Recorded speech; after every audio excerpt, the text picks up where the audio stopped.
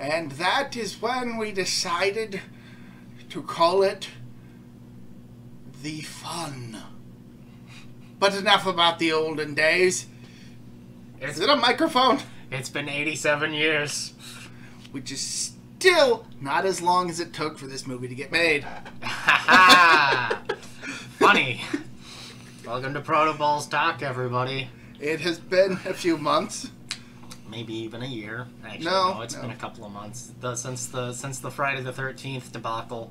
Well, even after that, we did Hokkaido. But... Ow! Duct people, really? Oh yeah. How else will you learn? My beard. Your beard. It'll be fine. Walk it off. Your beard's less important right now. I can't walk it off. You have me chained to this rock. So yeah, today we're doing Mad Max Fury Road. We're finally taking this series full circle. Sort of, yeah, whatever. And boy, let me tell you, this movie's fucking wild. What a day. Lovely day. So I described it as a movie where everything on its own is fucking madness and shouldn't work, but when you throw it all into this fucking concoction, it somehow just makes for a very good movie. I will just say this straight up. The pacing on this movie is fantastic. Mm-hmm. It does way better than the other Mad Maxes. Outside of maybe Beyond Thunderdome. Oh, I like that one. Why does that one get so much hate? Because it's not like the Road Warrior, which has been done to death a bajillion times. I think the reason is because whereas Mad Max and the Road Warrior takes itself pretty seriously, Beyond Thunderdome knows what it is. Knows that by this point everybody's done what the first two Mad Maxes did. And I was like, okay, let's just crank this up to shit 100. Let's turn it up to 11. Well, why don't you just make 10 louder? But this one goes to 11. Yeah, wanker. We should do that one. I've never seen that movie. That's a Spinal Tap reference, in case. Oh, the Spinal Tap movie? It's a Spinal Tap. That's Spinal Tap. Spinal Tap. It's a really good movie, but that's not what we're talking about. We're talking about Memes, the movie. Yeah. This movie had so many memes. Dude, when this came out, it was quoted to fucking death. Oh, yeah. It was the Napoleon Dynamite of its time. I'm pretty sure this movie has been quoted more than even Beyond Thunderdome now.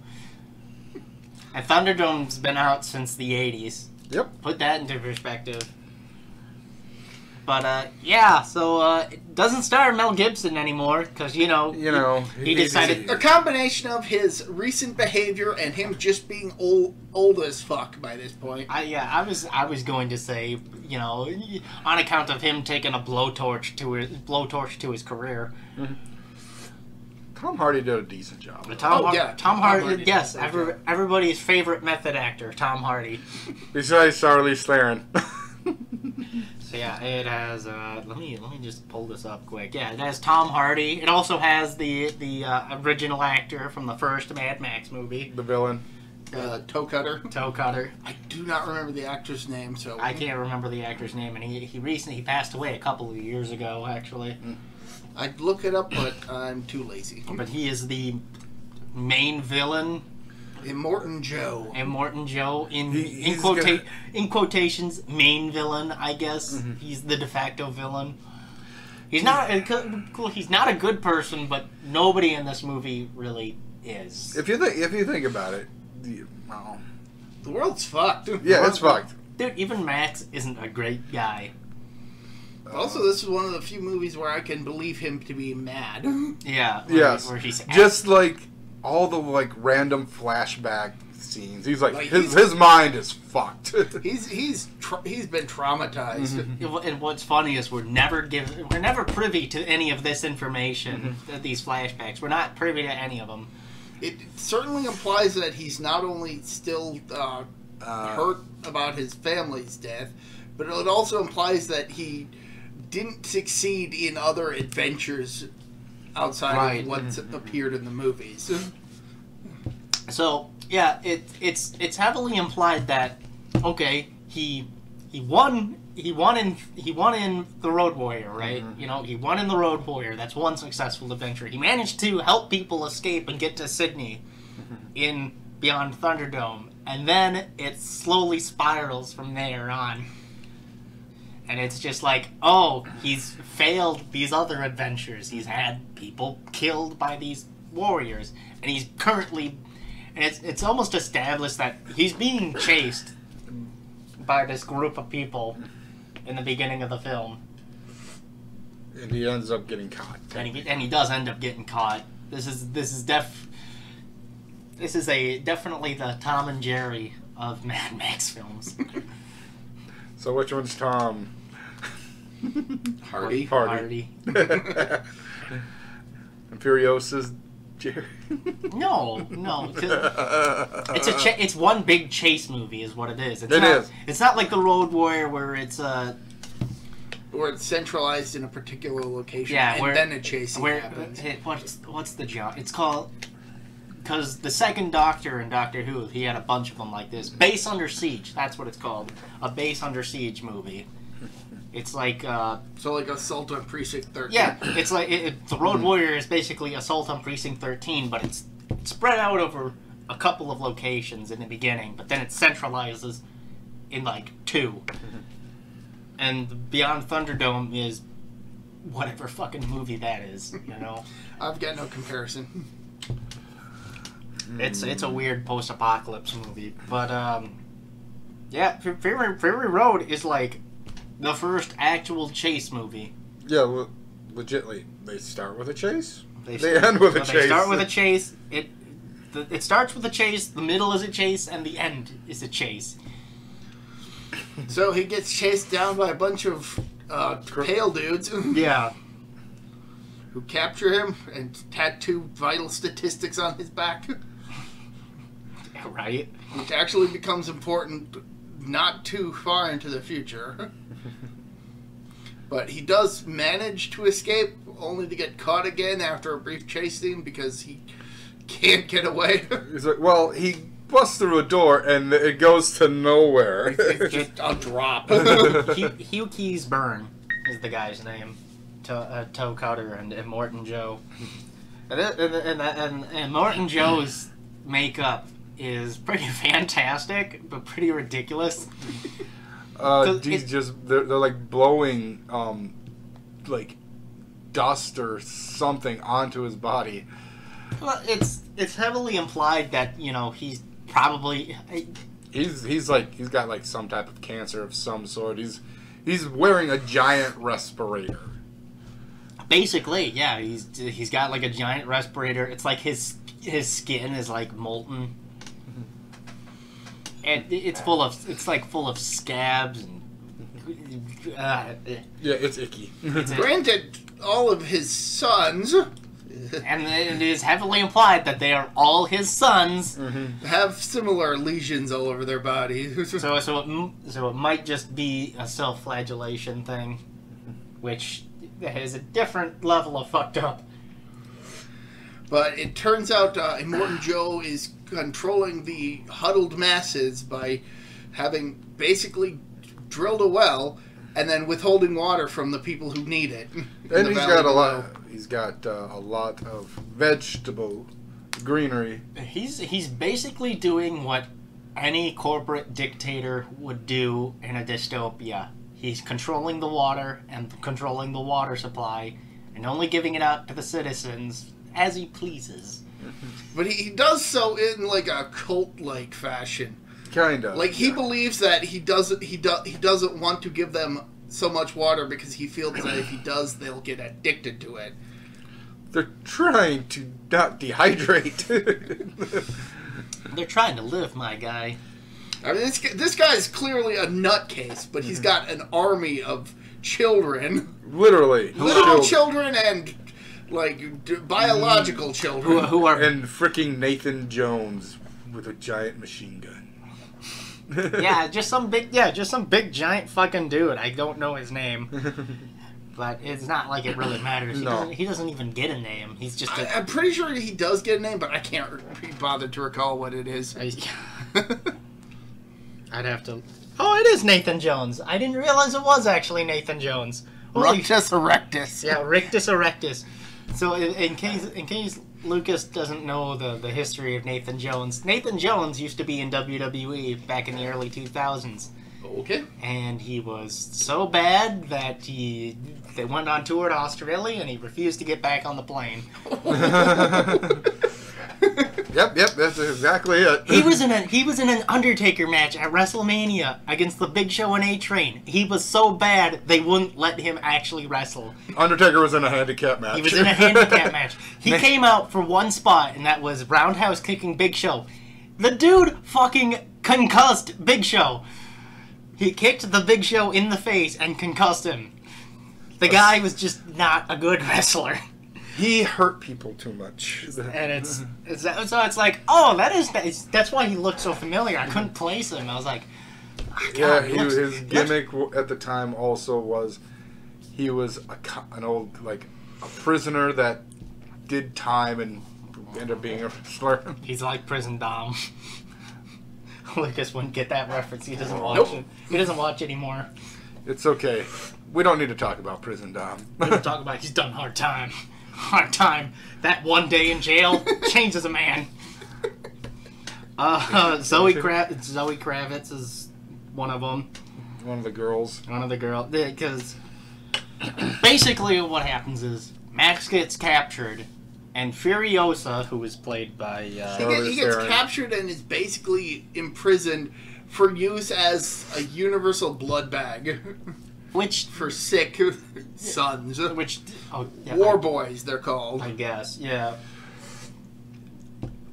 And what's happening is... They used him as a fucking ornament of a car. That's that too, but we're not there yet. Not quite. Not quite. So what's going? So I guess what's going on is they're going on a gasoline and fuel. They're basically going in a supply run, I guess, is what they're... Furiosa,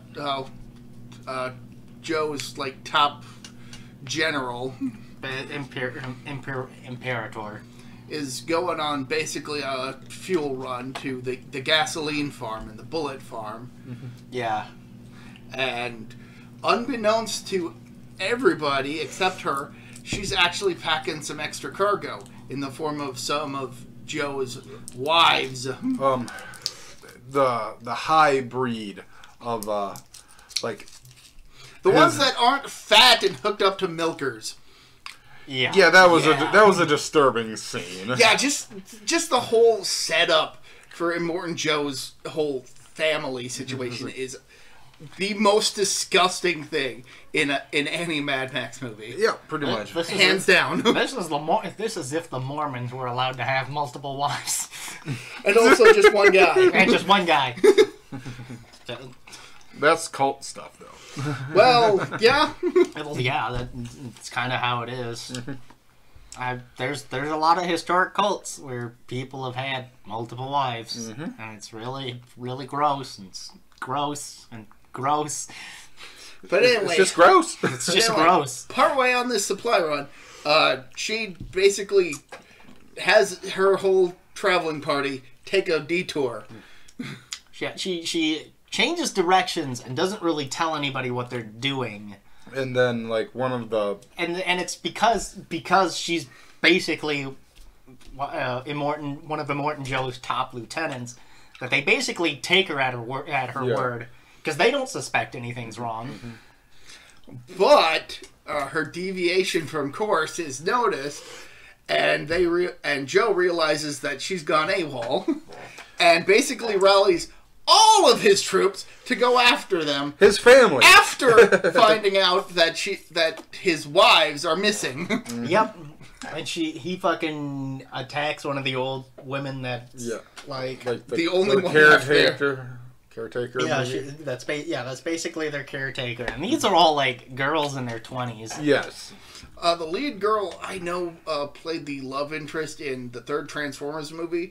And the only reason I really remember that was because of how effed up it was that they replaced Megan Fox, despite the plot line in the second movie, revolving around the two lead characters having a love interest in each other. And the whole movie is about basically Shia LaBeouf's character not wanting to tell Megan Fox's character that he loves her because he doesn't want to cheapen it, but he does finally admit it. And then the writers decide to have her break up with him between movies. I will never not be salty about that. I know why it happened, but that's fucked up. I was gonna say we don't talk about Shia LaBeouf anymore. Well, this was before he went insane. Yeah, well, So. not even. Well, he's got a. And it was only tangentially related. Yeah, to I him. was gonna say Shia LaBeouf has a lot of legal trouble going on right now. He's not really in the best position, like, legally speaking. Shia LaBeouf. Shia LaBeouf, now a noted. Let's move on. Abusive ex. Let's put it that way. Let's move on. Back to Mad Max. So everybody's onwards, and one of the war boys, whose name is Nux. He wants to come along, but he's sickly, and then it's like, no, you're sick. It's like, well, give me a blood bag, Max. Hey, I got a blood bag on me. I mean, I'm good to go. Come on. And so they hook Max up to the front of a car and chain him to Nux with basically a drip tube. So it isn't even like they tie him to it. They basically crucify. They basically crucify him without nailing him. They tie him down in a cross-like formation. No, it's not a cross. It's just like he's a pole. But he's hands behind his back, but his elbow, his shoulders are up here. Mm-hmm. Yeah, so there's a. So it's like an iron cross, and he's sort of tied up behind it. There's also a scene where one of them shoot and they almost hit Max's head. He goes, "Watch my head!" Yeah, watch my head, you fucking moron. So here's where the chase scene starts. Mm-hmm. And it's a really good chase scene. I'm not sure what we can really fucking say about it. It's a chase scene that is intense and awesome, and to watch the movie. And honestly, this is just chase scene number 1. It's just actually no, it's chase scene number 2. Oh yeah, because Max gets chased around the base. Yeah, and which is where I really do enjoy that scene. It's just funny because like literally he's like he's still handcuffed technically, but then he tries to get on that hook. Yeah. And then all of a sudden they have hooks to drag him back in. And he just can't get away. But the important thing is the reason that this big fucking chase starts is because they're in enemy territory. Yep. They're basically Immortan Joe is just one warlord, and he has his little slice of territory, and they crossed into another warlord's territory, and they're kind of pissed off and like, what the fuck are these guys doing here? We're gonna fucking get them. But anyway, in the midst of the chase scene, Nux's car topples over, and Max manages to get free. They end up riding into like a sandstorm, like a big giant fucking sandy thunderstorm, because this is the middle of the desert. It's the outback. You know, 1,200 miles in any direction, and you're not gonna find any fucking civilization. Nope.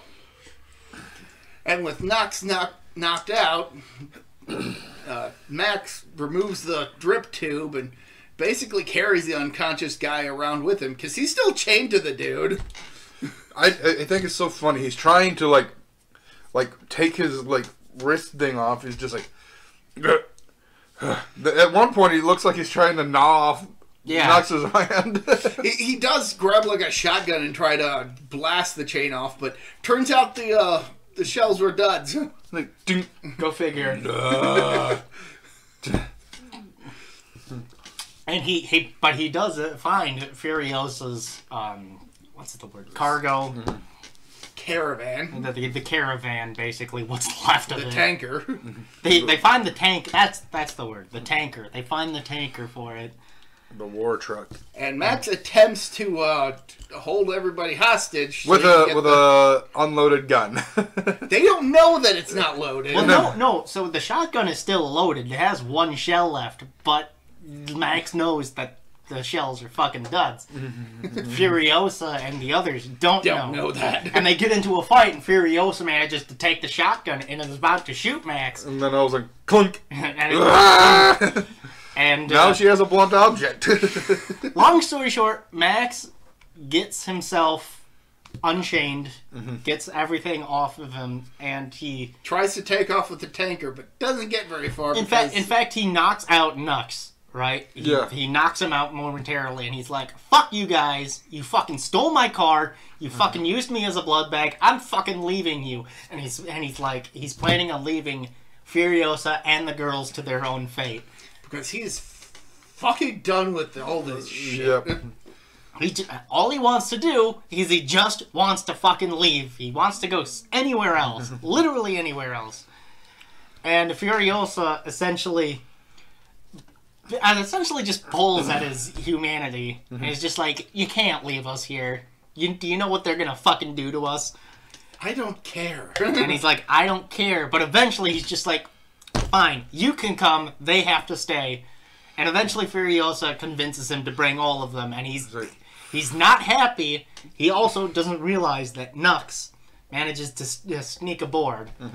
Because he wakes up, and they're just about to pull away, and he grabs onto the fuel tank. Yeah, he grabs onto the water tanker, and he hides underneath the cargo bay.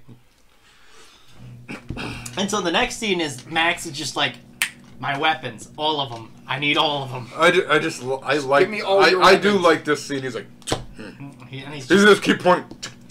He's got the one gun that Furiosa had hidden outside of the tanker during the fight that he managed to get his hands on. And he takes all of them, and basically his thinking is, I have all these weapons here, I'm not going to get surprised. And if these fucking people need to use them in a pinch, they can use them, but I'm not going to let them yet, because I don't trust them. This is my fucking car, my fucking rules. And of course, Furiosa is the one driving the vehicle, because Max is kind of not in any state. No, he's in this entire movie. He's like in a. I know he has some lines, but it's like very quiet or very like when he needs to. Terse. Let's put it this way: Max doesn't drive the film.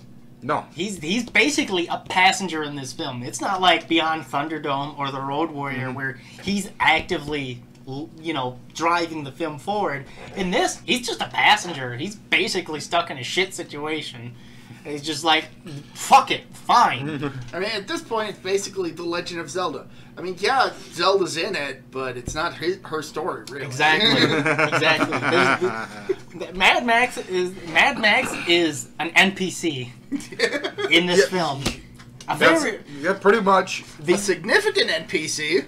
There was only 2 times where he drives the plot forward, and it's here when he allows everybody to come in with him, because that's a very big choice. He could have left him behind. Yeah, I mean, he tried to. He tried to, and then they ended up convincing him to. That's one part where he actively drives the story forward, and another one is later on in the film that we'll get to. But then the second, they see that Immortan Joe's group is fucking coming on the horizon, and mind you, they're like they're not like hundreds of miles away. They are catching up. Not hundreds. They took a brief pit stop because of the storm. Whereas Furiosa and Nux kept going. After the storm, Furiosa is knocking sand out of her truck. Yeah. It was a big sandstorm. And it's also implied that, the whole world's in the middle of a nuclear winter of sorts. And Furiosa's motivation is to bring the wives to the place she grew up as a child, which was a lush wilderness. Basically a lush green valley with water and everything. Led by women. Which she hopes will be a safe haven for them. Amazonia. Basically Basically Amazonia. And they get to a valley, right? And I guess what happened was Furiosa had made some sort of deal. It's a canyon, but yeah, she made a deal with one Right. of the warlords in the area. A canyon valley, basically, a canyon pass. And basically, she would come with the tanker alone. Yeah. But she had never really planned on leaving the tanker there because of her passengers that the other warlord doesn't know she has. And You we see 3 war parties. You said you were coming alone. Yep. And basically everything goes tits up immediately, and we begin the second chase scene. Third chase scene. Second proper chase. Second car chase. Second car chase. Third chase, second car chase. That God. This is gonna be hard. So, pretty much. I'm telling you, we're not even what? This is like half an hour into the movie, right? Yeah. Yeah, we're not even at the halfway point in Nope. this 2-hour. No, this chase is a fest. 2-hour movie, and we're already on the third fucking chase. And pretty much they blow some of the canyon down to make, like, so they block somewhat. So yeah, basically it's Immortan Joe's, army. It's basically an army. Yep. Plus the canyon men. Plus the Canyon war party, and shit goes tits up real bad. In fact, one of the wives is killed accidentally. The pregnant one at the time. I think they're all technically. Yeah, I'm pretty sure. She is the one most. She's Joe's favorite, though. Yeah. And she meets a horrific end. You think she's okay, but then No. the door breaks because Yeah. she's trying to climb back into the car because she's stuck outside on this tight canyon pass. And she goes under the wheels, like Max says. Yep. She goes under the wheels. She goes under the wheels of Immortan Joe's car, which is just a double whammy of fuck. Then, they end up. Morton Joe's vehicle ends up flipping. So, it's also a double whammy. And Morton Joe is holding his favorite. And then I guess the Morton Joe's doctor ends up cutting the baby out. It's a stillborn anyway, because... Yeah. Give it one more month, it would be a perfectly good human. I would have had a baby brother. He would have been perfect in every way. Right. Yeah, we're going back to the... Oh, God. Ew. Gross territory of the film. Yeah. Yep. That's... this movie's... If you don't think about it, fucked up. if you don't think about it too much, this movie's great. Yeah. And then the more you think about it, It's like, oh, God. Oh. it's just like, dude, this is some fucking shit writing. Like, Yeah. you don't have to make this guy any worse than he already is. But you're doing it anyway. You're doing it anyway. What's wrong with you? Oh, that list is so far. Yeah. Oh, fuck. At some point after that, they have to go through a wetland area. What was with these? I believe they call them crows. It was things are walking. Yeah, like people walking on like Stilts for all 4 of their limbs. Yeah. Yep.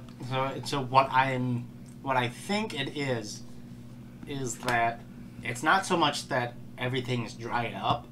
What it sounds like that the water is poisoned.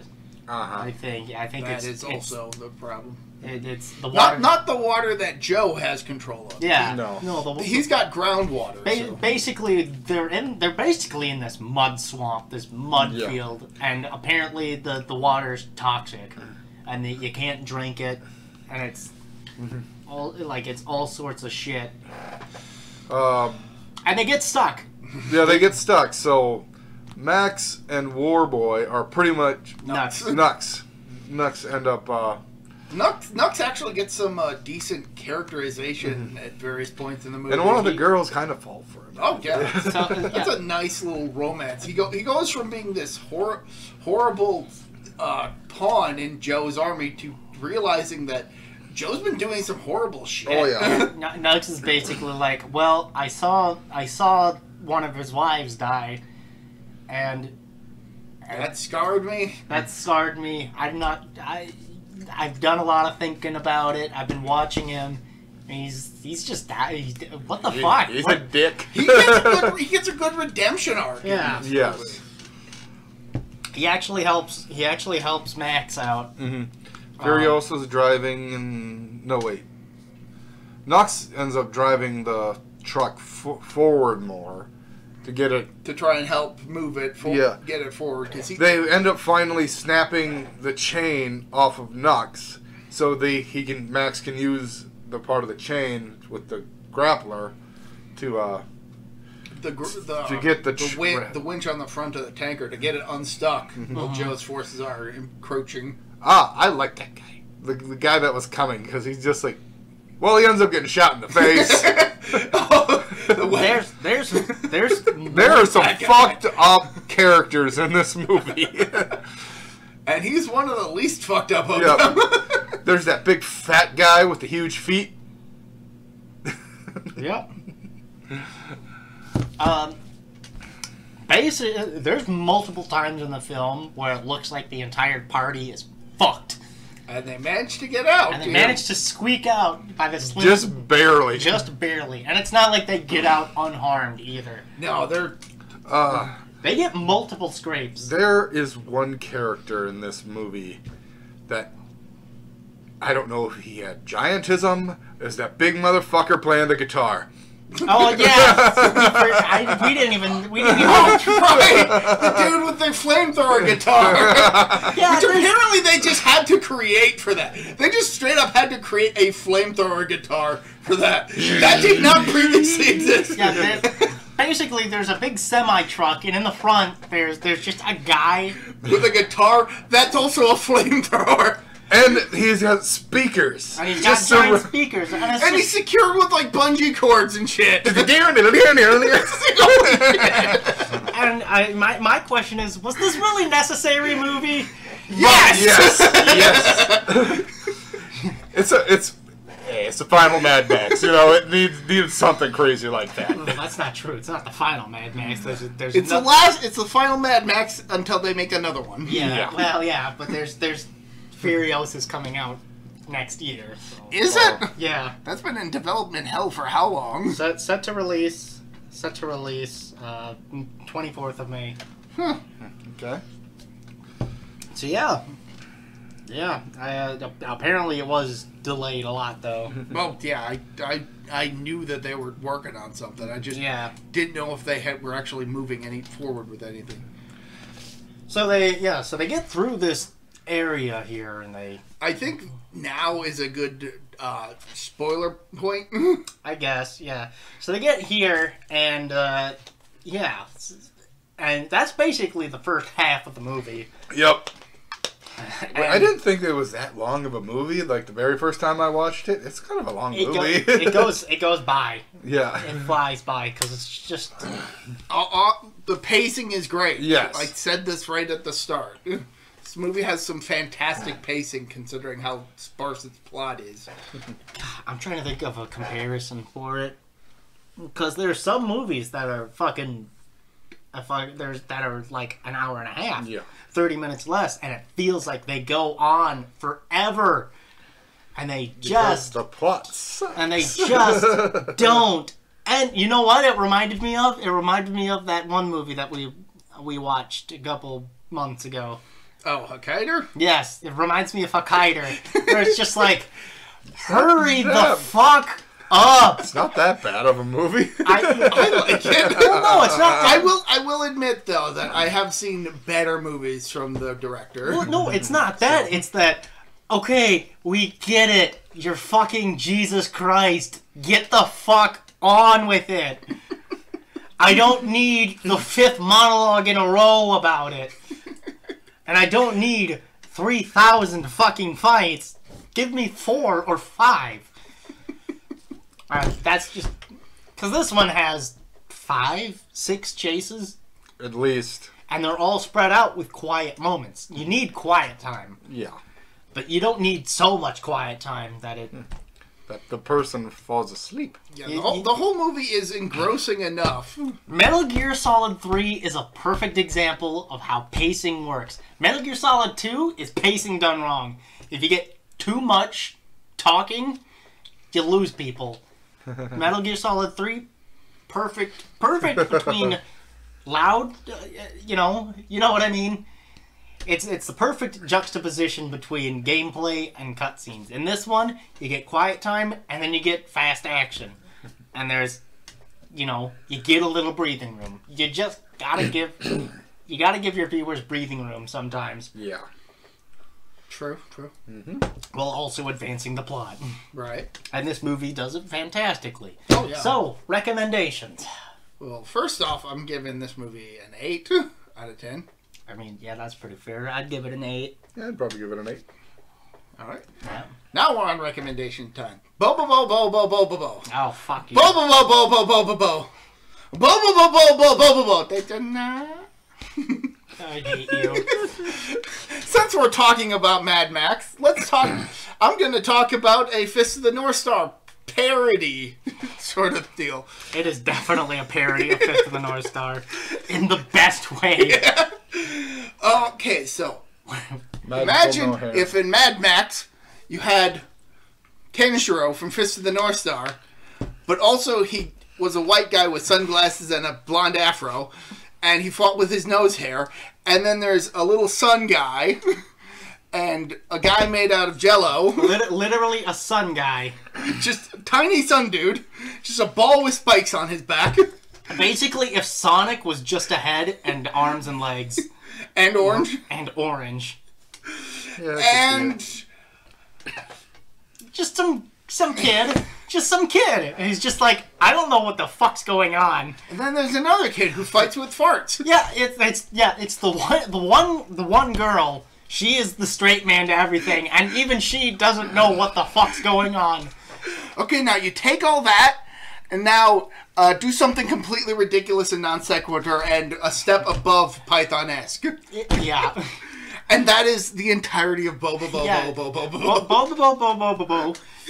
is basically Mad Max in the Fist of the North Star universe, but in a Monty Python fashion. And nothing makes sense. And yet it all works. Because it's so in your face. It's just like, I don't know what's going on, but these guys are fucking committed to it. And when Yugi pops out of his afro, it's kind of funny. Unfortunately, that's only in the manga. They cheaped out on the anime. Oh, wait, Yu-Gi-Oh? Yeah, Yu-Gi-Moto. Yugi pops out of his afro. Why? To summon Slifer to beat a big bad. Oh, shit. You spilled my drink. It's so ridiculous. Oh, that's ridiculous. Yeah, was it made by the same artist, or? No, but the author of Yu-Gi-Oh! did draw Yugi specifically for that one panel.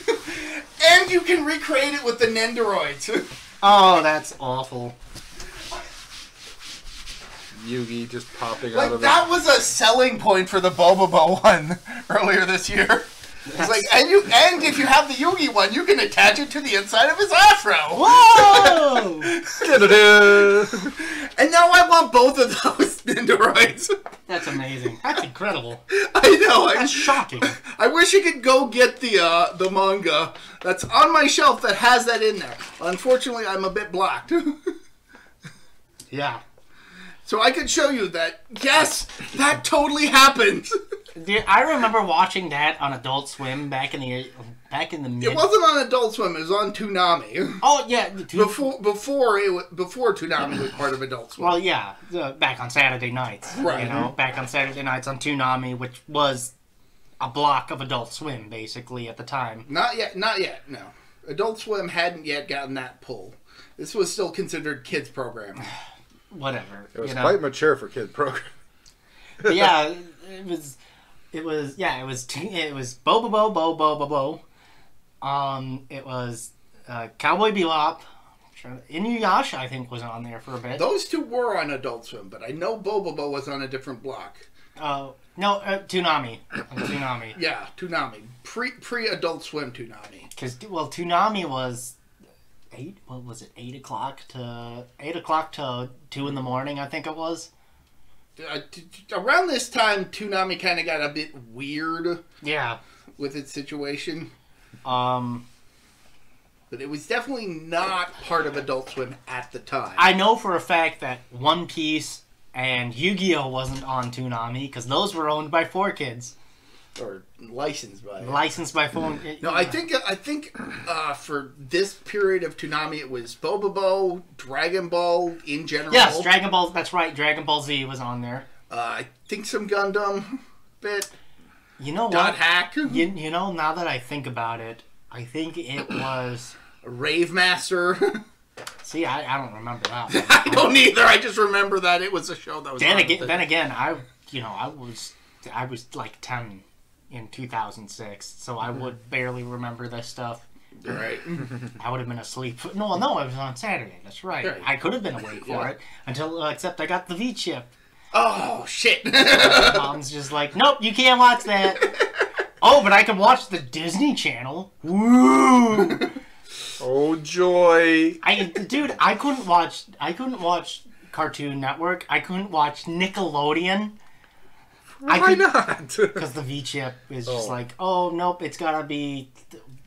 I can't remember what it was, like TV PG or TV PG. I think it was. I don't know. TVE. I don't know. Is the V chip even in TVs anymore? No, the V chip isn't on there anymore because barely anybody watches TV anymore. Well, barely anybody has satellite television anymore. Well, barely anybody has cable anymore. Well, yeah. People have satellite. Well, cable's making a bit of a resurgence lately, but not really. Most people have Dish and all that. And now we're in a grocery store. I'm at the soup store. You wouldn't get that reference. This joke was not funny. Table flip. And that's the kind of humor you would get from Bobobo. Fuck you. You whore's mouth. No, it's absolutely ridiculous. I've been watching it while working on model kits lately. Yeah. So. You got a recommendation? I do. It's not as goofy as and zany as Bobobo, but it is the sequel series to Kinnikuman, Ultimate Muscle. Oh yes, it wasn't Ultimate Muscle was also on 4Kids. Yep. Yes, it was. I remember it vividly. I was like, what the fuck is this? What the fuck? Grandma used to have a bunch of them. The old muscle figures from back in the 80s. I have a good chunk of them now. Are you going to get them painted? No, just kidding. No! Pretty sure they aren't supposed to be painted, right? I mean, you could if you wanted to, but they were like originally erasers. Oh, that's right. Okay. Well, originally they were sold in Japan as erasers. When they came over to the U.S., they went with a more sturdier rubber plastic, so they lasted a lot longer. Gotcha. So yeah, Ultimate Muscle. So Ultimate Muscle is pretty much the sequel series to Kinnikuman. What is Kinnikuman? Kinnikuman is a dumb wrestler from a dumb wrestler superhero, and his story is great. Yep. Yeah. His son, Kid Muscle, is pretty much the same, but carrying on the proud dumb tradition of his father. Yep. And he is such a coward. Yeah, basically Ultimate Muscle is a wrestling. It's basically a wrestling show, but with superheroes. Yes. And it's played straight. It's fun. It is a comedy, but it's an action comedy, and the wrestling is played straight. Yes. Like these are people fighting in like wrestling tournaments. They just have ridiculous superpowers. They have ridiculous superpowers. And some of them are not just human, they're quite alien looking, or... I'm pretty sure one guy's hand turns into a T-Rex head. Yep. At one point. It reminds me. One guy was a butt. There is a manga series out there. I can't think of the name of it, but I know the plot. It's very similar to Ultimate Muscle, but it is basically, let's take all of these mythic figures, these religious and mythological figures, and put them in a death tournament, basically. Record of Ragnarok? I think it might have been. And like one of the This was a recent series, right? Yeah, I think so. Okay, that sounds like I've never seen it, but that sounds about But right. like one of the I've only heard about it, but one of the first round matchups was Adam versus Zeus, and it's like these fights are like chapters long, like they're in excruciating detail. These fights, but that's what Ultimate Muscle reminds me of. But Ultimate Muscle is a lot more tongue in cheek about it. And honestly, I did watch something on YouTube about they were comparing the Ultimate Muscle that was in Japan and the Ultimate Muscle we got in 4 Kids. Yes. So. 4 Kids, dude, the 4 Kids dub is amazing. It's hilarious, but the Japanese version is also a smidge more hilarious due to, like, anytime Kid Muscle ends up getting terrified, he constantly urinates himself. It's just a flow of piss just coming out of his tights. Which is okay. Well, I can understand why 4 Kids got rid of that. Yeah, that's just. It's crazy how 4 Kids decided to go with a manga that was being published in a Japanese version of Playboy. Yep. Yeah. Yep. It's like, this is totally kid appropriate. And it was, for the most part. Kind of? I mean, were there any deaths in Ultimate Muscle? There might have been a few. There were deaths, but they were probably downplayed for the 4 Kids. Oh, yeah, they got, they just, like in Pokemon, they freaking eyes go. Shit, even in Kinnikuman, when characters died, that didn't necessarily mean that they stayed dead. Yeah. Like, there were some characters that would come back as good guys. Think about this. 4 Kids, for a time. Buffalo Man. 4 Kids had. 4 Kids had. It had Ultimate Muscle. It had Yu-Gi-Oh! It had One Piece for a while. Yo. Yo ho ho, we take a bite of gum gum. Oh God, that was terrible. Fucking A. That reminds me of that could still stay that dumpster fire. That reminds me of one of our friends when he still used to work with me. You know the one. Yeah, one day he just goes, yo, sick motherfucker, and he just starts singing. He starts. And I go, dude, I haven't heard that song in like 20 years. Holy fuck! They had Kirby, they had Sonic. Like, 4 Kids had a lot of stuff. Mm-hmm. They had quite a bit of pull thanks to Yu-Gi-Oh! Thanks to Yu-Gi-Oh! Yeah. And you know what? I don't care what anybody says. I like the Yu-Gi-Oh! Dub. I think it's perfectly fine. Oh, yeah. Oh, yeah. It doesn't have people dying, and they're not they getting. Just go they're to not the getting. Shadow Realm. They're not getting sent to hell. They're not getting sent to hell. They're not dying or anything. But you know what? It's not like Yu-Gi-Oh! Needs that. No. It's like the card game is just as fun. The Shadow Realm is already intimidating enough. You know, we don't need people dying here. It's like shit. The Shadow Realm is probably worse than death. Yeah. I mean, there's the scene where Tristan fucking goes to the Shadow Realm, and he gets chased by a fucking Grim Reaper looking motherfucker, and he goes, "I never want to go back there again." Chewie. Yeah, he goes to the graveyard. That's what it is, but it's basically the Shadow Realm, because that's the scene where Bakura and Yugi are dueling for the first time. Yeah. Yeah, but Ultimate Muscle it's really interesting. Yeah. 4 Kids had a lot of good shows, and then they lost it.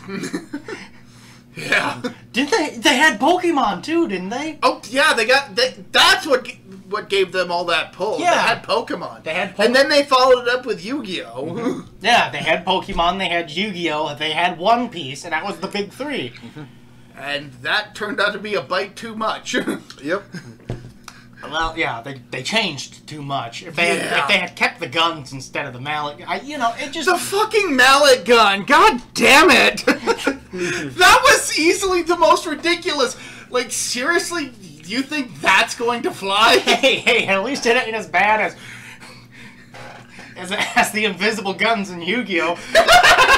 Hey, don't you go anywhere, otherwise we're just gonna point at you. Oh shit! We will judge you. They also had Shaman King, which was a whole series about dead people.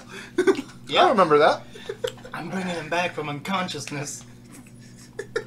I haven't seen Shaman King. I can't think of any other shows that they had. I know they had Kirby. They had the two Sonic series. I think they had Tokyo Mew Mew. I don't remember. I never watched it myself. I believe they also had the Samurai Pizza Cats. No, that was Saban.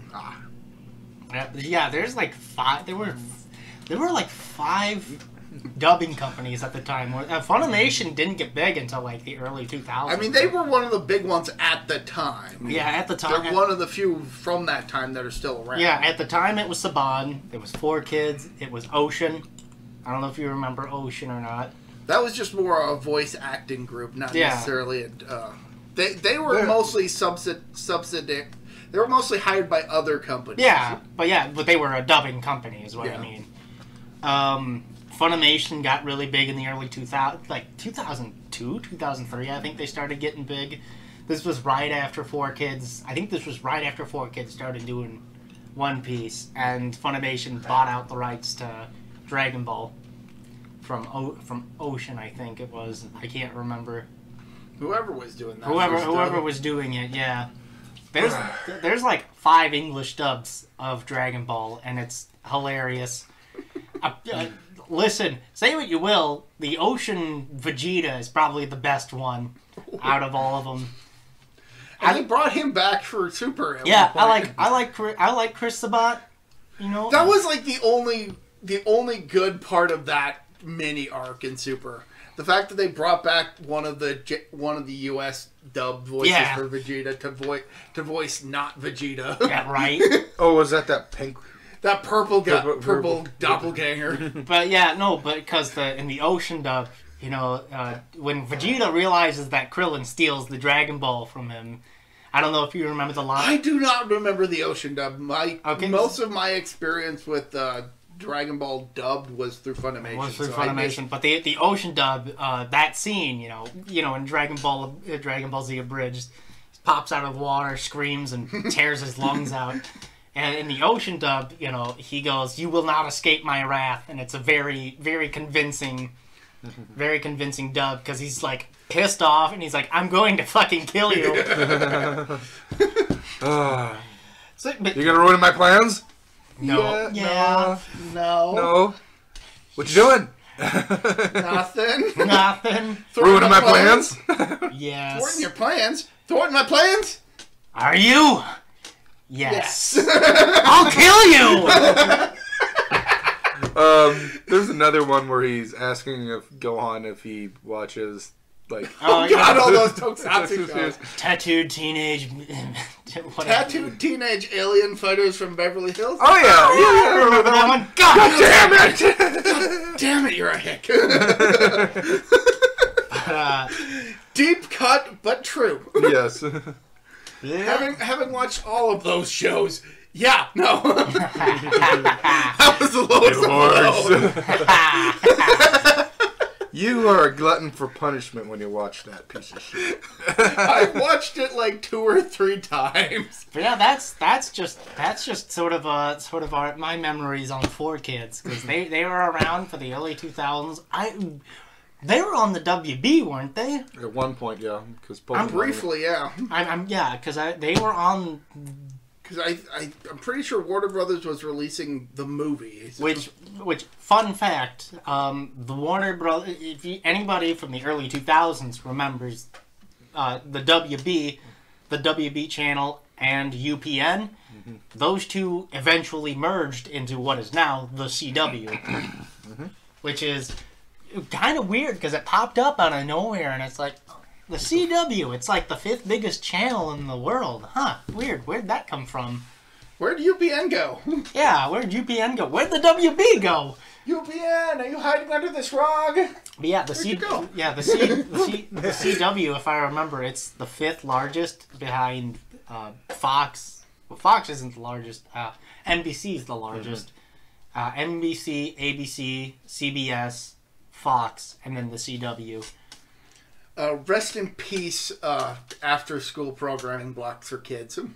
Yeah. Yeah, like, Hey, Fox had it for a while in the 90s, and then Cartoon Network came around and kind of killed it. No, it was more like regulations regarding programming. I guess. But I mean, you can't deny that Cartoon Network... Cartoon Network didn't help, but it was also a bastion in the dry times as a result. Yeah. The 90s is a weird time for kids. Early 2000s. Early 2000s is the weird time for kids shows because that's right at the end of the golden years of the broadcast channel having kids blocks. Hey, say what you will, but 2002 to 2007 is probably the best years of Cartoon Network, and probably of both the Disney Channel and Nickelodeon. It's weird how we got all this from Ultimate Muscle. Yeah. It's weird. By the way, they don't show him. They a little bit show him like peeing himself, but they will show his butt.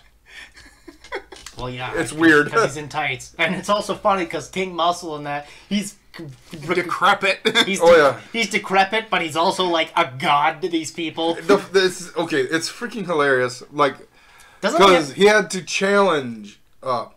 Kid Muscle ended up, having to select who I wanted to fight during his tests, and he selected a certain ring, and it was, Kinnikuman, and he is just looking all jacked, and then his son just starts tickling him, and his fat just unrolls, and just like, I tried to roll my fat back into my abs to make it. Kinnikuman does have a good reason for being revered as he is. Because Kinnikuman. Because he had a whole show, a whole series dedicated to him prior to But isn't there a scene where he ends up like actually getting into a proper fight, and he just he gets into plenty of proper fights, and he hulks up and he fucking beats the shit out of people.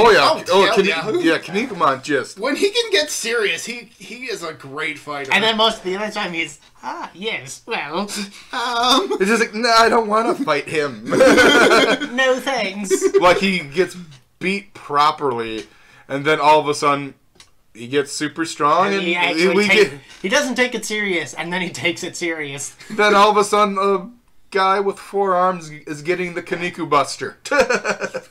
Which is the Muscle Buster, by the way, in case people don't know. That's like an actual move. It's an actual wrestling move. That is the literal translation of Kaniku Buster. Yep. Samoa Joe does it, and he stopped doing it for a while when Tyson Kidd suffered a broken neck from it. Yeah. Which is fair. I mean, have you seen that move? Yeah. Jesus. Like it wasn't. Joe doesn't do it as bad as you see, like, on the show. Yeah, what? Like, he doesn't go for several feet. He doesn't fall on his ass. So what Joe does is he does it, but then he also he falls backwards into it. He doesn't do the whole fucking drop onto his ass and shit, because that would fucking kill somebody. But with Tyson Kidd, it was just a freak accident. Yeah. Joe did everything that he was supposed to do, and it was just a one in a million injury. And it ended Tyson Kidd's career, but he still works in WWE. Yeah, he's just backstage agent. He does backstage stuff like what's his name, Angle's kid. Oh, Jason Jordan. Yeah, Jason Jordan, who's not actually Kurt Angle's kid. Okay, that would have made more sense to me if it was Chad. If it was Chad Gable, it would have made a million percent more sense. Oh, whatever. So my recommendation. Yes. Sorry, we went on a rant here, Tanner. Carry on. Hey, that's my fault. I was just reminiscing. So my my recommendation is, you know what? I'm just gonna do the whole Baldur's Gate series, the entire Baldur's Gate series. I'm only familiar with the Dark Alliance duology. Dark Alliance is really only the first one. Yeah, Dark Alliance is in that series. Baldur's Gate is quite literally anybody who's played enough D&D and has played anything in the Faerun setting. It's Baldur's Gate's like the most famous city in D&D. The games are a proper like strategy RPG games. I've been playing the very first Baldur's Gate, and holy fuck, it is fucking hard. All your characters start at level 1, okay, and this game is using Advanced Dungeons and Dragons 2nd edition, which is hard as fuck. It's dude, going from 5th edition to AD&D 2nd edition is just whiplash for me. So there's 4 there's 4 versions of D&D that are in existence right now. There's the original Gary Gygax Dungeons and Dragons, which if any I do not recommend anybody play 1st edition. The rules are jank. Are they woke? No. Yeah, no. No. Paladins. I'm being joking. I know. Paladins are forced to build fortresses and shit like that. Fighters can't multi-class. Most mages, wizards can't wear armor. I mean, that's a thing in 5th edition too, but like... Jesus! The rules are weird! So there's original Dungeons and Dragons, which is what Gary Gygax made in the 70s. And then Advanced Dungeons and Dragons is built upon original D&D, but it's fixed to allow more freedom and character creation. But yeah, that thing is fucking weird, because it's also built in the late 70s. And I don't know how to describe all the settings, but for starting on your first level, if you're a wizard, your health is 4. That's the max that you can literally get one shot by anything.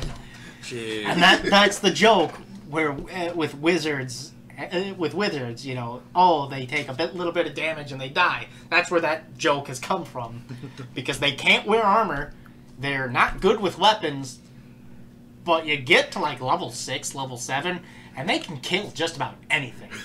But they still only roll 1d4 health every level up. And they have to get like a special proficiency just to wear armor. Advanced Dungeons and Dragons 2nd edition is wild, and I recommend people go look at the rule set. But from 2nd edition, in 2000, we had 3rd edition, and by extension, a couple of years later, 3.5, which is probably the most enduring version of Dungeons and Dragons, I would say. It's the one everybody's most familiar with. It's the most famous version, I'd say. You're talking to 2 people who don't D&D. Well, okay. Well, I mean, yeah. So we have no point of contact. You used to have the... I used to have them, but I never actually played the game. Yeah, and I ended up having them, and I have played 3.5, and it's really...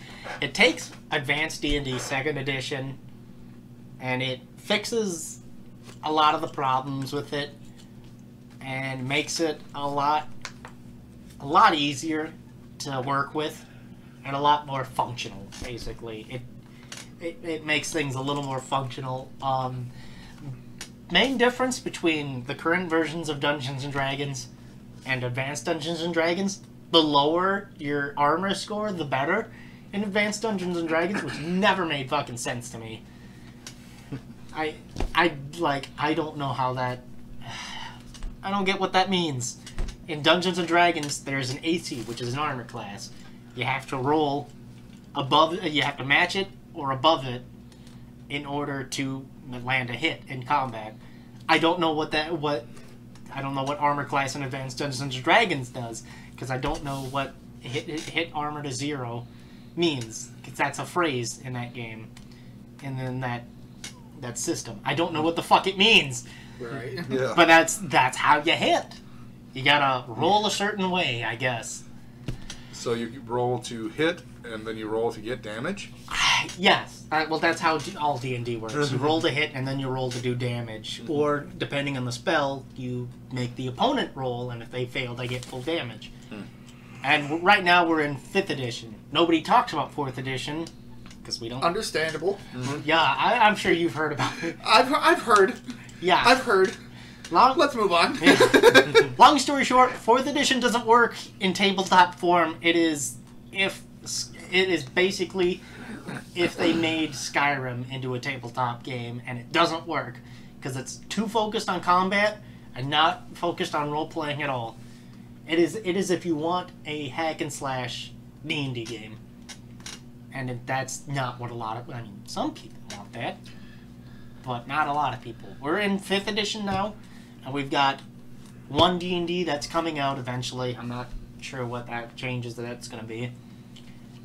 And then we've got another version of 5th edition that's coming out in the next couple of years or so. I'm not really sure. But the Baldur's Gate series is interesting because it is a real-time strategy game. You can pause and stuff like that, but like you have to do stuff on the fly.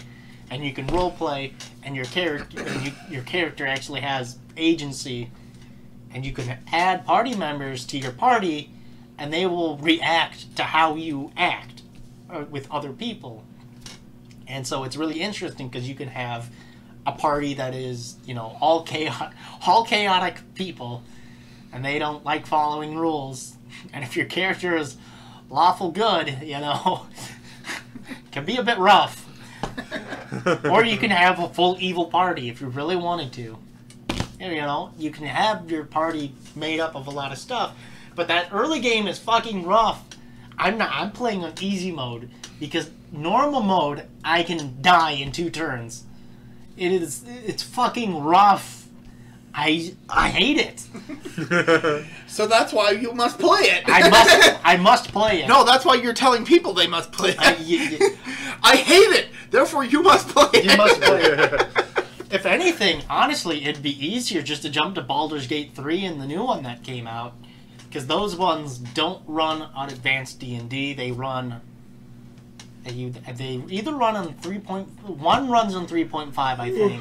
Either that or they both run on 5th edition. The 5th edition is the easiest edition to run. It is the most accessible. It's by far the most popular. It's the most used one. Everybody fucking uses 5e. It's the one that's easiest for character creation, easiest one to role play with. It's not so much streamlined, but it's more functional for people. And it has its fair share of problems, but it doesn't really outweigh the negatives don't outweigh the positives in this case so much that 2nd edition and others early versions of Dungeons and Dragons does. So that's the Baldur's Gate series. It's really good. You should definitely check it out. Like I've said, I've really only experienced it through the Dark Alliance sub-series of games. Yeah. Which simplifies it perhaps a lot. It gamifies. I think Dark Alliance does 3rd edition.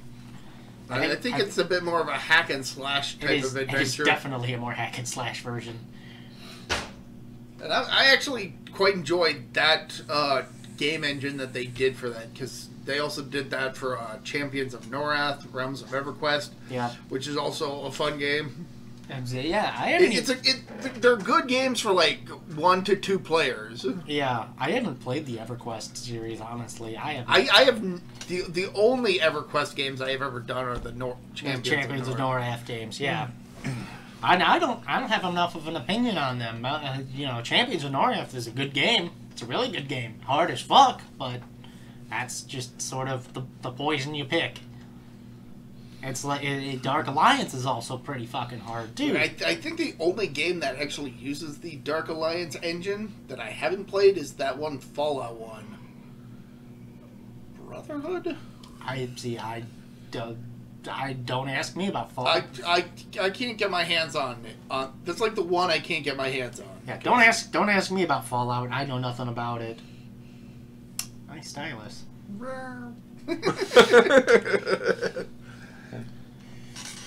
Yeah. So yeah, Baldur's Gate. It's really interesting, and you got a lot of good characters in it so far. So yeah. So anyway, we've been about an hour and 10 minutes. We should probably get back to that movie. What movie? Exactly. Oh, right. We were talking about a movie. Catch me up to what happened. Car chases. Oh, right.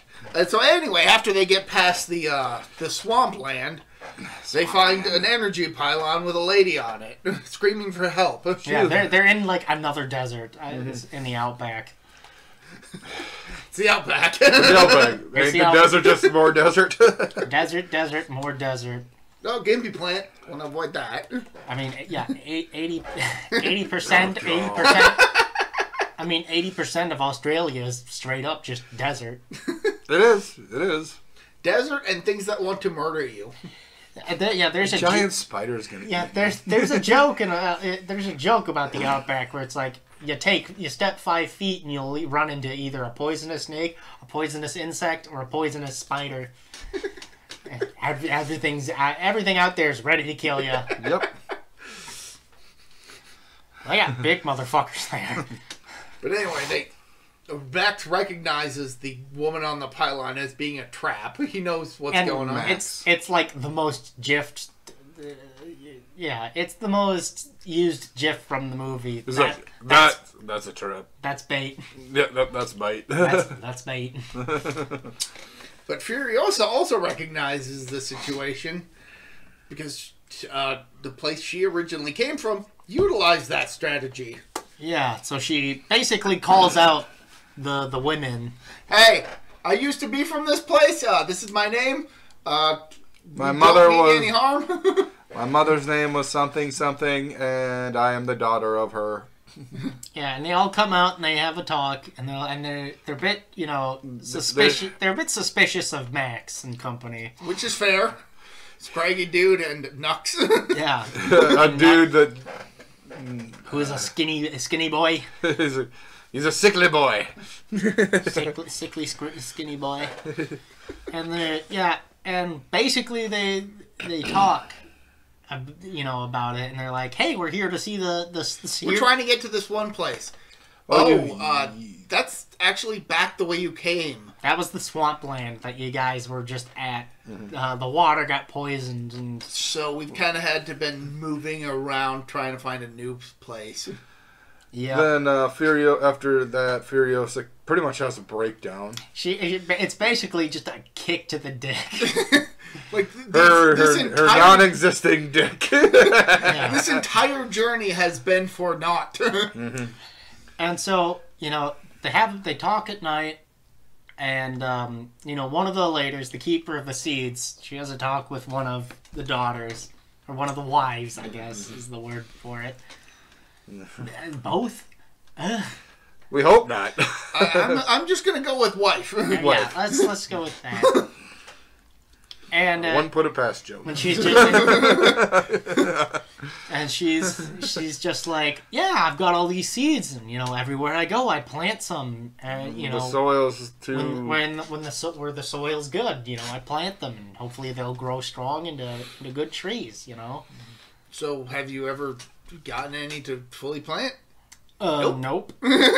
Not yet. I like these ladies. They were cool. spunky. They're cool, and they talk back to Max and company. They're just like, we're not taking any shit from you. He's like, all right. Okay, yeah, no, I see where Furiosa gets that from.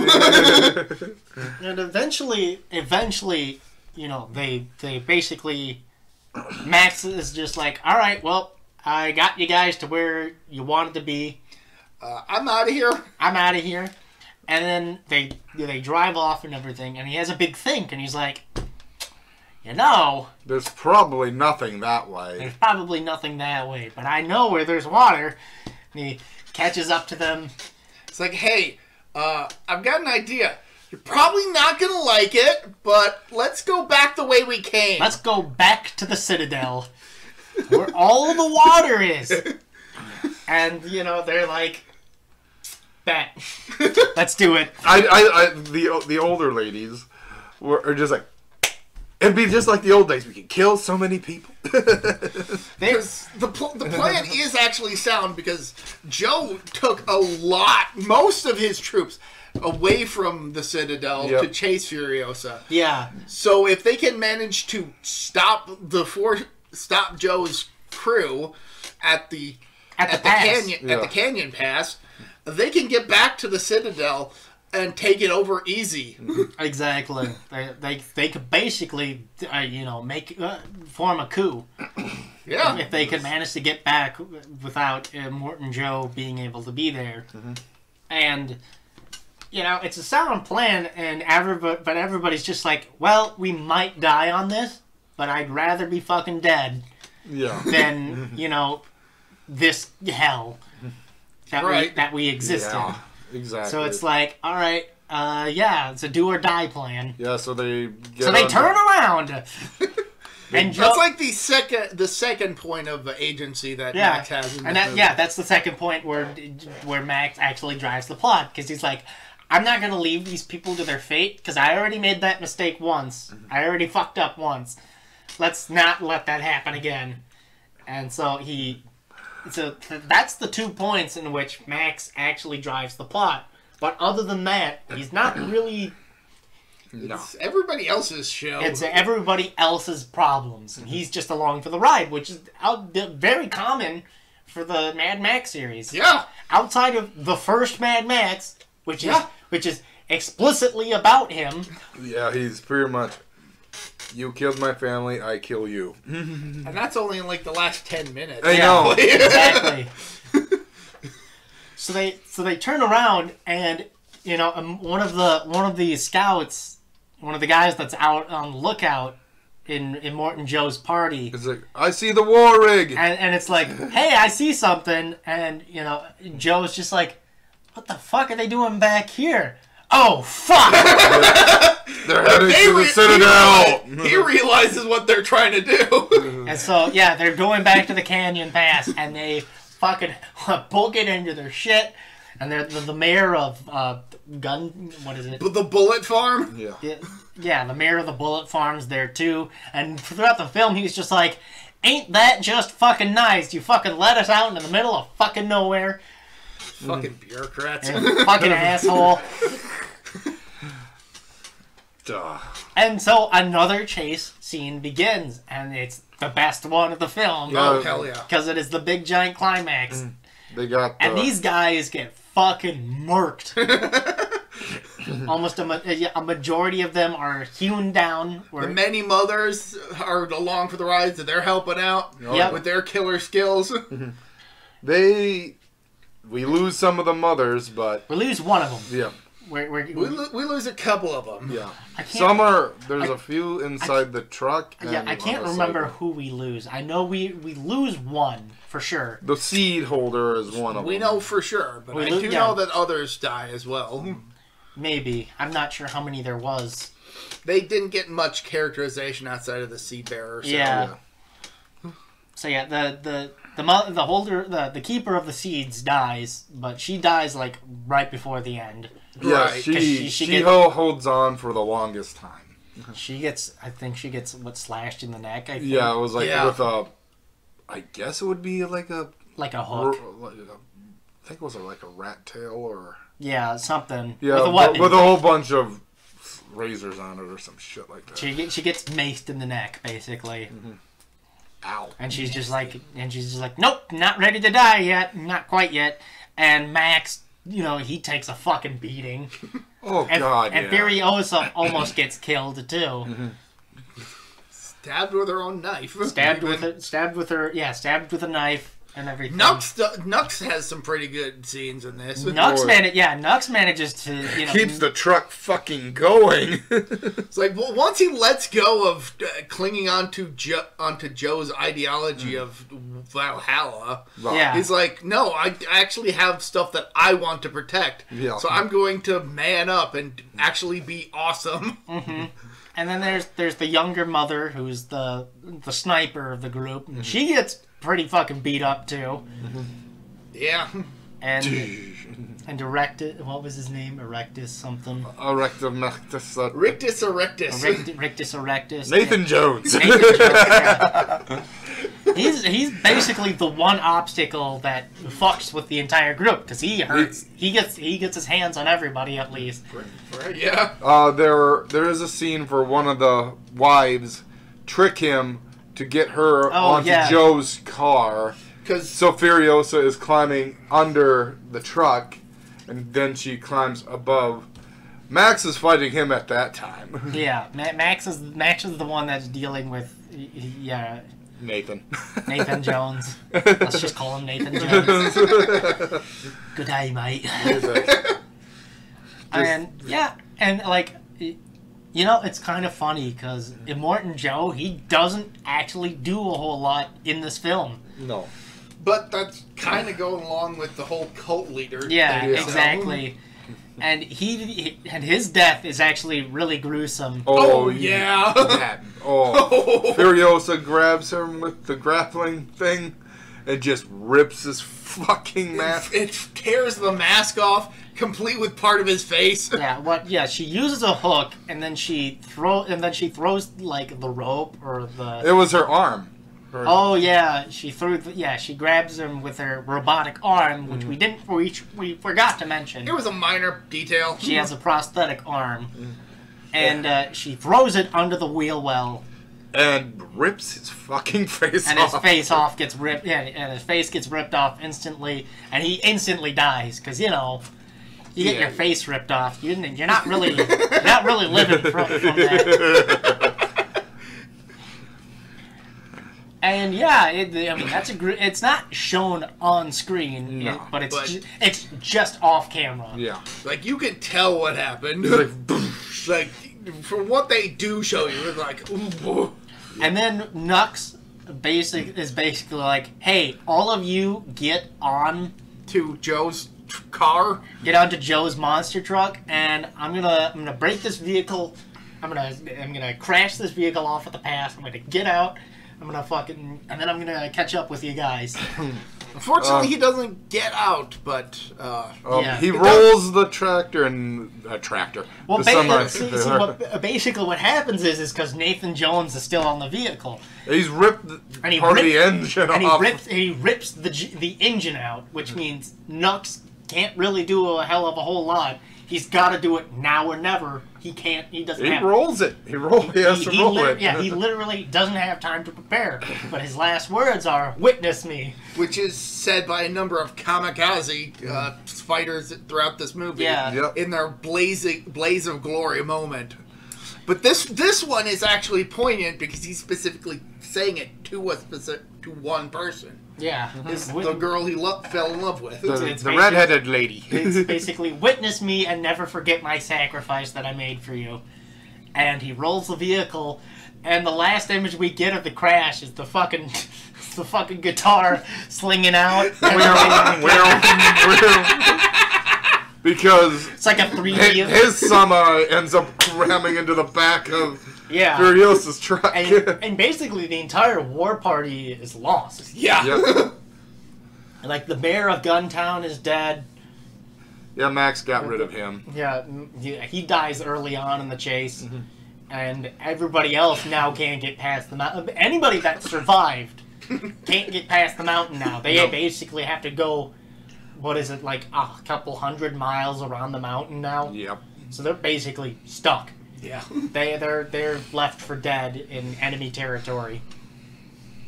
Mind you, and there were a couple of mountain people that were there too. Yeah. And they didn't get. I don't remember if they got involved or not.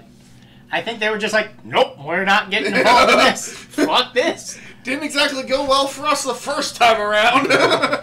And they managed to make it back to the Citadel, and well, there's like guards and stuff like. Well, they lay down their arms almost immediately. Exactly. After they show Joe dead. Yeah. So, yeah, basically a military coup happened. And I think it's funny that the children actually make the lift go down. Mm-hmm. Yeah. The younger kids make the lift go down, and Furiosa basically orders that the water... Like, I don't think she even needs to, because all the fat wives have gotten up and opened the floodgates, basically. So basically, the world is... The Citadel is saved, the people are happy, Furiosa's their new leader, and the last thing we see is... Max just sneaking away? Max just walking away, and he's just like... disappearing into the crowd. He's just, hey, I did what I had to here, peace. And that's the end of the movie. Mm-hmm.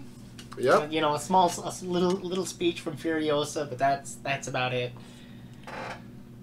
Yeah. And new life will be born in this place because there's water, and Joe actually has an underwater farm, or not an underwater, but like a canyon farm that he has there. It's like in one of the caverns. Canyon, whatever. Hydroponics, probably. Yeah, he has a hydroponics farm. Which might be potatoes, because, you know, that's probably the only thing you can grow. It's better than nothing. Better than nothing, yeah. Well, I guess they're not going to have a potato famine. So that's Mad Max, everybody. That's the last of the Mad Max movies, unless you want us to cover the video games, in which case, no thanks. No. I'd rather not cover the NES game. It's a shit game. Let's put it there. There. That's the end of that. It's a shit game. No need to play it. So it's an NES licensed game. Yeah. Well, that's not true. Sweet Home's really good. So is DuckTales. So is DuckTales. So is what the other one? Darkwing Duck. Shatterhand? Shatterhand's pretty good. For those of you who don't know, originally in Japan, Shatterhand was a tie-in to a tokusatsu series. So, yeah. I did a whole video talking about that. Chip and Dale, Rescue Rangers. The other one with the flying... The flying... Tailspin? Tailspin, yes, Tailspin. Basically any Capcom Disney game. Yes. Yeah. And there's a couple of others. Like, Friday the 13th isn't bad. I've talked about this in the past. It's not bad. It's confusing at first, but once you know what you're doing, it's a million times easier. One of my friends ended up having a seizure playing that game. Ooh. Fun. Nightmare on Elm Street, that one's mediocre, not terrible. But like the general sense. In the general sense... Licensed games on the NES suck. And on the SNES, too. Jurassic Park was pretty good. Oh, yeah. On the NES, not so much on the SNES. We're shooting dinosaurs. Pew, pew, pew, pew, pew, pew, pew, pew, pew. But make sure you save your ammo. Because if you run out of ammo, if you run out of your good ammo in that game, you're fucked. Oh, yeah. Oh, yeah. Yeah, so, yeah. But yeah, Fury Road is a good end to the Mad Max series for the time being. It is a good end cap to Max's... Honestly, it would be a good end to Max's story. If there was not another... If there was not another Mad Max movie, this is the perfect one to end on. It's got the perfect mix of everything. And 7 years later, it's been 7 years since it came out, and people right now consider it one of the best action movies ever made. Oh, yeah. And probably one of the best films of the 2010s. And you know what? Honestly, can't really disagree with it. It's a very good action film. I'm not one for action films, honestly. I mean, clearly, you hated Hikaider, and that was just a pure action movie. That was just nothing but action, and not much. And it was all sizzle, no steak. There was nothing to chew. I would disagree, but that's because of personal preferences. Oh, what was there to? Oh, yes, This is the New Jerusalem. I'm Jesus Christ. This guy, he's a demon. He's terrible. He's got no sense of justice. He doesn't believe in God. I was gonna go for like the special effects and the general art direction. Okay, but that's sizzle. That's not steak. That's not. It's steak for me. Okay, well, okay. It's like I love that design. One man's treasure is another man's trash. Let's put it that way. Or like a very good comparison is The Thing. There's so much to chew on. It's fantastic. It looks great. But a lot of fat. It's got a lot of fat and a lot of steak on it. It is a prime rib. And so is Fury Road. Fury Road is. I'm hungry. Fury Road. So am I, but I'm on a liquid diet now. Fury Road is a very well done steak. Just right. Oh yeah. It's got the rare to medium rare. Fuck no. We asked them. There's a line from King of the Hill there. Speaking of the voice actor for Dale Gribble recently passed away. Yeah, I found that out on Twitter. But there's where Hank's grilling steak, right? And he goes, you know, Bobby, there's nothing quite as good as a well done steak. And Bobby goes, well, Dad, what if people ask them for rare? And he goes, we asked them politely, yet firmly, to leave. I do remember that episode. So Mad Max Fury Road's a very good film. Agreed. I don't know if it's like an all-time great action film. Definitely for the 2010s, it's a high watermark. Definitely is a high watermark. But like. A fantastic return to the Mad Max. I'll say this. It is a fantastic return to action films.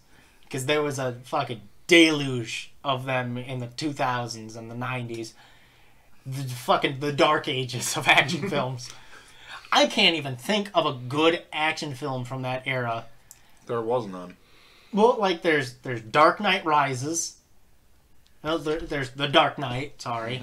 That one's pretty good. Superhero Iron Man, like outside of a select few superhero movies, whether that be basically anything by Marvel, but there's a couple of bad. Okay. Fair point. Listen, I'm not that high on superhero movies. Say what you will, the MCU, it's good. You know, it's good. Iron Man's really good. I was speaking more in the broad sense. I haven't watched a whole lot of MCU in the broad sense. But, like, there is almost no character agency in the later MCU films when you think about it. Like, when you actually look at the Civil War and Age of Ultron and the Thanos sagas, there's, like, nothing going on that ties these characters to this world. They're there because they're superheroes. That's it. There's nothing there for them. I don't know. I'll have to take your word for it because I've really only seen the Guardians of the Galaxy movies. I haven't really seen the broader... You've seen Iron Man. I watched Iron Man once. Like the early MCU films are really good. And they're pretty good superhero films. But outside of that, there's like a dark, because the 80s, you had the Schwarzenegger films and those, and admittedly, the Schwarzenegger and the Stallone films, those weren't great. They had their own charm, but they had their time and place. It wasn't the early 2000s. It wasn't the early 2000s where, like, outside, like, superhero films, they're not the westerns. Yeah. At some point, the bubble's gonna burst on them. Oh yeah, it will. And I'm pretty sure it already has. It's getting close. It's getting close to it, where that bubble's popping, and superhero films are gonna. Because mind you, they're gonna go away for a while. Because mind you, there was already a bubble for superhero movies in the late '80s and early '90s, and then, what was it? It was Batman and Robin fucking burst it. and it killed superhero movies for like 15 years. I saw an interview with some actress saying, "So when are they going to stop making these like Marvel movies?" When they stop making money. Well, the thing is, she was part of the Fast and the Furious franchise. Oh, you stop making them movies. Well, apparently they've only gotten better with that time. They have become more profitable. Well, not only that, apparently they've just overall become better movies. Starting with the fourth one. Apparently they've just gotten better, and that's why they keep making more money. It's probably just because they're better shut off your brain type movies. Yeah. Yeah. Well, Granted, I've only watched the first movie, and I wasn't terribly interested to begin with. yeah, apparently the first movie is trash, the second movie is worse, the third movie is okay, and then the fourth movie is actually good, and then the rest follow. So I don't know. I'm not a fan of racing movies or car movies in general. Mad Max excluded. Family. That's all I gotta say. Family. Okay, all right. All right, Mr. Diesel. All right, Vin Diesel. And that ties us right back into the MCU. Yeah. Somehow. Weird. Well, yeah, because the 80s had the Schwarzenegger and Sylvester Stallone movies. It had Die Hard, which is a preeminent action movie. It had Predator, a Schwarzenegger movie. What else was there? It is basically tied up. Rocky's technically an action movie. Technically. I consider it more action than sport. Well, yeah. Well, it's a drama.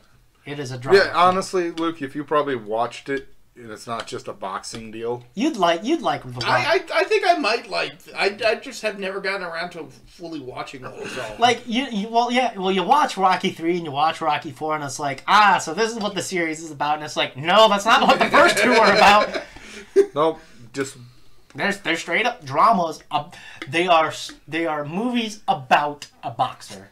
They are not a boxing movie. Let's put it that's a good way of putting it. So it's the Rocky series is completely different to Creed. That's for damn sure. Yes, Creed is boxing movies. Mm-hmm. Go on, you were about to say. I was just gonna mention Tomorrow's Joe. Yeah, it's basically that. Yeah. Yeah, Tomorrow's Joe. Yeah. But for Western audiences, right? And roughly around the same time, because Ashton Joe was 69 to 73, 74. I don't know for sure. The original manga run, at least, and Rocky 1 was 76. So right around that time, yeah. Yeah, so they're very similar. I mean, sports movies were very popular at the time, and it's not surprising. And now we've got a bunch of fucking sports anime. The Prince of Tennis. That was another 4Kids one. We're back to 4Kids. Oh man, this podcast will never end. Oh man, Mad Max, 4Kids. Yeah, couldn't ask for a better match. So Fury Road, highly recommend. Oh, yes, definitely. I also highly recommend. Just to fucking get us back on topic with segues. I think the point you were trying to make is that, like, around the 2000s, every action movie was trying to be a Bourne Identity. Yeah. There you go. That's a good comparison. Every one of them had a very similar formula to it. And even the 007 series really fucking suffered from it. Mm-hmm. Like, I think the Bourne Identity worked because it was unique for the time. Hell, Inception was unique for the time. And now everybody wants to be an Inception. Right. Mm-hmm. I was not a fan of the Matrix films. That's fine. I think the general consensus is the first one is the best, and the rest are there. Hey, don't tell conservatives what the actual series is about. They might get mad. Oh no. It's not about it. Oh man, and the Animatrix. The Animatrix is good. It's funny how all these conservatives, they use the term red pilled, but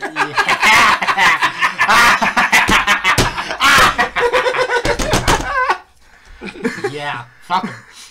Oh, that just reminds me. Earlier today, I was at Sam's Club, and a guy just happened to walk past me, and I don't even know what brought this on, like what situation was going on with him.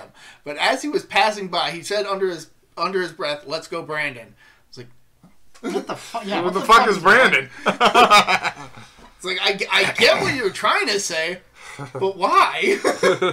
In a Sam's Club. Because these people are uneducated and they listen.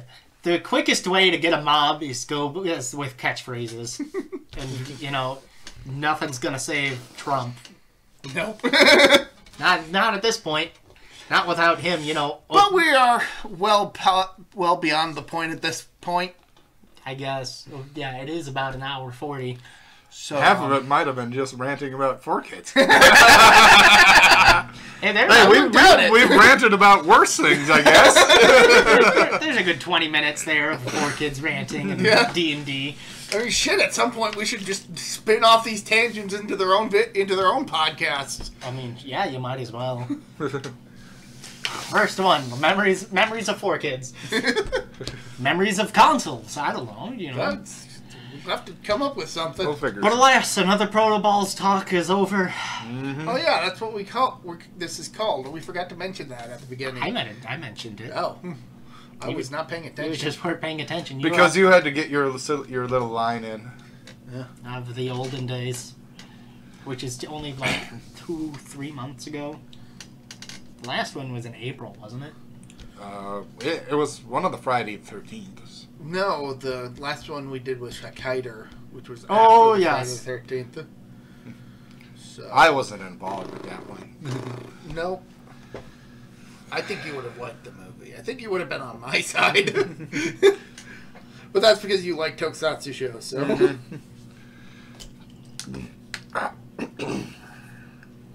So yeah. We're on our phones trying to figure out how long ago it was. It was a couple of months. Haikaider was probably back in April, back when it was still fucking cold out. Brr. It wasn't May, because May got fucked. 5 months ago. So that was March. March. 5 months ago. So over 5 months ago. So yeah. So March and April. Roughly around there, yeah. Because the Friday the 13th one was last year. Or was that February? That was early this year. I think it was January. That might have been. Oh well. Nevertheless, the point is, it's been a while. It's been a while. Blah, blah, blah. I promise we're going to have more consistent releases for September and October. Well, yeah, we're kind of going to have to. Because that's just tradition for the spooky months. So look forward to the spooky months. Yeah. What is the next Halloween that we're doing? Is it? Oh no, it's 5. Oh fuck. Hopefully, I'm involved with this one. Oh, I mean, can I call a rain day? Nope. Oh man. God damn it. The rest just go downhill, folks. I don't even like the fucking the Rob Zombie ones. They're they're unabashedly trash. Honestly. Well, even if they have Rob makes them white trash as fuck. Yeah, it's real bad. Nevertheless, I suppose we must end it here. Our dilly-dallying must not continue much longer. So with that said... Purukogi. Whatever he is that said. Bye. Bo-bo-bo-bo-bo-bo-bo-bo. Purukogi. Goodbye. Goodbye. Bye. Purukogi.